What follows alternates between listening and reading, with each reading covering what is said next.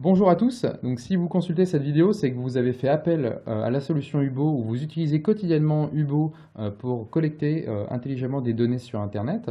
Et dans cette vidéo, je vais vous présenter le fonctionnement d'une campagne de mise à jour, c'est-à-dire lorsque vous envoyez un mail ou lorsque nos équipes envoient des mails à l'ensemble des entreprises touristiques de votre territoire dans lequel ils vont retrouver un lien vers un questionnaire en ligne qui va leur permettre de compléter et valider leurs informations, puis à vous de les récupérer et les mettre à jour directement dans votre système d'information ou votre base de données. Alors, la première étape, bien évidemment, c'est l'envoi de l'email et on va s'intéresser à la perception que va avoir l'entreprise touristique quand elle va recevoir votre email. Ici à l'écran, vous avez l'email qui a été envoyé par la plateforme Hubo, qui a été entièrement personnalisé par vous en amont, c'est-à-dire autant sur l'email qui a été émetteur de cet email, l'objet de l'email, le contenu de l'email, et ainsi que la signature dans l'email.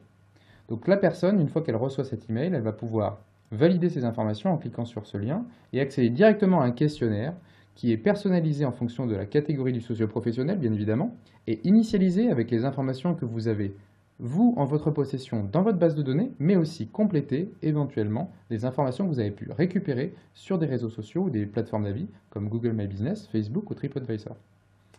L'idée ici, c'est de leur faire gagner du temps. Tout ce qu'ils ont déjà saisi par ailleurs doit être déjà présent dans ce questionnaire. Donc le prestataire va retrouver toutes ces informations ici, il va pouvoir effectuer des modifications de part et d'autre, donc par exemple sur l'environnement, en précisant qu'il a une station de tram à moins de 500 mètres. Il peut indiquer qu'il n'ouvre plus le samedi par exemple, et qu'il ajoute un numéro de téléphone portable à sa fiche. Donc des modifications qui sont relativement simples. De la même manière, il va retrouver tous les médias que vous lui demandez de valider, donc bien évidemment pour obtenir le droit de les utiliser. Il va pouvoir par exemple retirer son logo qui ne l'intéresse pas, et éventuellement ajouter d'autres photos directement à partir de son ordinateur.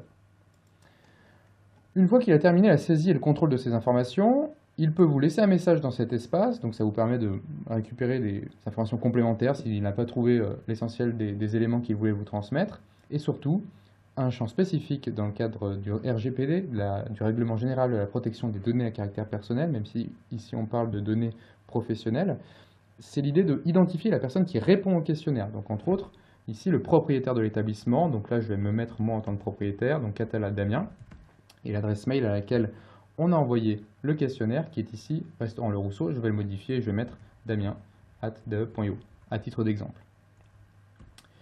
À la fin, il doit signer et cocher le fait qu'il a bien pris connaissance des conditions générales d'utilisation de la plateforme Hubo, mais aussi éventuellement de la politique que vous avez mis en œuvre pour protéger les données qu'il vient de vous transmettre. Donc là, c'est vraiment dans l'objectif de rentrer en conformité sur le RGPD et puis d'obtenir le consentement éclairé de ce propriétaire vis-à-vis des données qu'il vous met à disposition. En bas de formulaire, il va pouvoir cliquer sur le bouton Transmettre à l'Office du tourisme qui va automatiquement lui confirmer qu'il a bien renseigné son formulaire. Il va recevoir d'ailleurs une confirmation par mail lui indiquant qu'il a bien saisi son questionnaire. Et vous, de votre côté, vous allez recevoir un mail de la part de la plateforme Hubo vous avertissant qu'un prestataire a répondu à un des questionnaires. Et l'objectif pour vous maintenant, eh bien, c'est bien évidemment de valider les informations que vous a envoyées le prestataire pour ensuite les mettre à jour dans votre base de données. Donc ça, c'est la partie de travail que vous avez à réaliser dans le cadre d'une campagne de mise à jour, puisque c'est la seule partie où on vous sollicite pour que vous puissiez confirmer les informations collectées.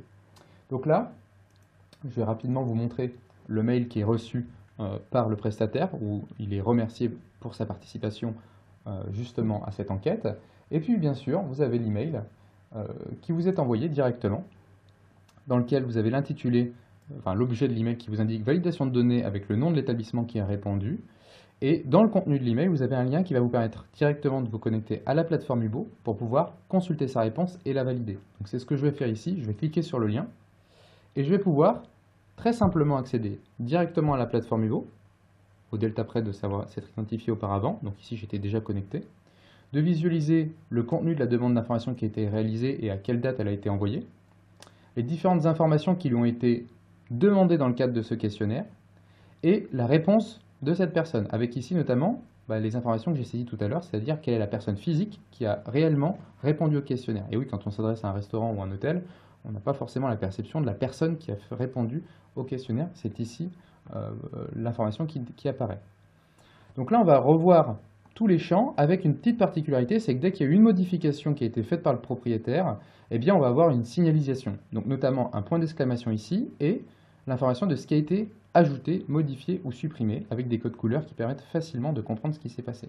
Donc là, typiquement, par exemple, on constate pour le samedi que ça a été retiré, il y avait des ouvertures qui ont été retirées. Si on continue, on voit qu'il y a eu un ajout d'un numéro de téléphone portable, vraiment toutes les modifications que j'ai faites. Et si vous refusez, vous pouvez tout à fait refuser par exemple que le numéro de téléphone soit apparent dans votre fiche et vous supprimez cette proposition d'ajout du numéro de téléphone portable, en toute simplicité. C'est-à-dire que vous arbitrez ce que vous souhaitez conserver et ce que vous ne souhaitez pas conserver. Donc vous parcourez comme ça la totalité des informations qui ont été modifiées. On voit qu'ici vous aviez proposé 5 photos plus une 6e et que le prestataire a décidé de supprimer une de ces photos. Donc vous le retrouvez ici. Elle n'est d'ailleurs plus sélectionnée, elle sera retirée de la fiche côté UBO et elle sera retirée du coup de votre base de données une fois que vous aurez fait la mise à jour. Si je descends tout en bas, j'ai deux options qui s'offrent à moi. La possibilité d'ignorer cette réponse, ce qui est peu intéressant, mais surtout la possibilité d'intégrer les informations à la fiche. En faisant ça, vous allez intégrer les informations à la fiche côté UBO. C'est-à-dire que toutes les modifications que vous avez validées vont venir être renseignées dans la fiche côté UBO. On retombe donc sur la page d'accueil, enfin tout de même la page principale associée à la fiche du restaurateur, ici le Rousseau. Et la dernière étape pour aller au bout de la chaîne, que vous pouvez faire immédiatement ou bien plus tard, c'est comme vous voulez, ça va être de envoyer ces informations vers votre base de données. Dans cet exemple ici, nous sommes connectés à Apidae et en haut à droite, j'ai un bouton « Envoyer vers Apidae ». Donc en cliquant dessus, automatiquement, ce qui va se passer, c'est qu'on va venir vérifier. Ah ben là, j'ai une erreur de connexion. Alors, suite à la petite erreur d'accès sur la plateforme Apidae tout à l'heure, je prends un autre exemple juste pour boucler cette formation avec l'établissement La Ferme ADD. On a fait le même process, un envoi d'email, des modifications, et on souhaite maintenant l'envoyer vers notre base de données, vers notre système d'information. Dans cet exemple, c'est Apidae, et je vais cliquer en haut à droite de l'écran, à cet endroit ici, ce qui va me permettre de déclencher la première étape de la mise à jour de l'objet touristique dans votre base de données. Alors, avant de faire ça, vous allez constater qu'on a mis en place un tableau comparatif qui va résumer toutes les modifications, tous les ajouts et toutes les suppressions qui ont été réalisés côté UBO par rapport à ce qu'il y a actuellement dans votre base de données. Alors pourquoi on fait ça? Tout simplement parce qu'on sait très bien qu'en parallèle de la campagne, il est possible que d'autres utilisateurs sur votre base de données réalisent des modifications et l'idée c'est de ne pas perdre une information pertinente dans le cadre de cette campagne. Donc ici, vous pouvez très facilement avec le code couleur retrouver les informations qui ont été ajoutées, donc notamment ici la description longue. Alors, ce n'est pas les mêmes informations que dans le début de la vidéo, mais c'est le même principe. Les informations qui ont été supprimées et les informations qui ont été modifiées, par exemple ici, les tarifs. Une fois que vous avez contrôlé toutes ces informations, alors c'est pas obligatoire, si vous avez tout à fait confiance sur le fait que les informations sont bien à modifier dans votre base, vous avez en bas à droite un bouton « Mettre à jour » dans lequel vous allez pouvoir directement mettre à jour à la fois l'entité juridique et l'objet concerné. Là, on est bien dans un contexte Apidae, dans un contexte Tourinsoft avec des bordereaux, c'est de la même manière, mettre à jour le bordereau. Et en cliquant sur ce bouton, vous allez demander à l'application d'aller exécuter la modification dans la base. Voilà, c'était tout pour cette vidéo. J'espère qu'elle a été très claire et si jamais, n'hésitez pas à nous contacter au support à l'adresse support@daub.io ou alors par téléphone qui est indiqué juste après dans la vidéo. Merci beaucoup et puis à très bientôt.